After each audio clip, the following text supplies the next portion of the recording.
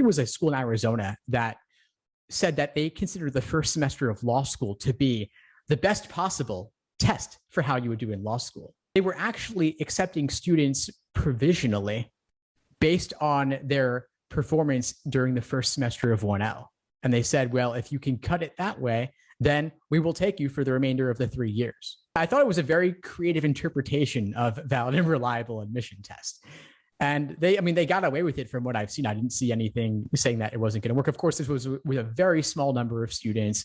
I think it might have been only for their own school's undergraduates. So it was like maybe like a pilot program or mini pipeline of sorts. It wasn't like they were opening this up to the entire world.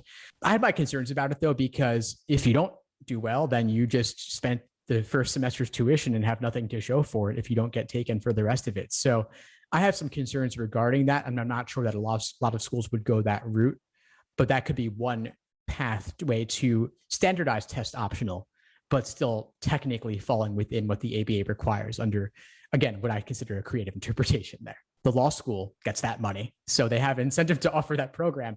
And then secondly, a lot of students desperately want to go to law school, and then they're taking out big loans. And so I could see some of these bottom of the barrel law schools, and I'm not going to name any names here, but there are certain schools that I think don't have the students' best interests in mind as much as they have their tuition dollars in mind. They need those students to make their overhead, and some schools are in trouble. And so they're looking to get dollars wherever they can get them.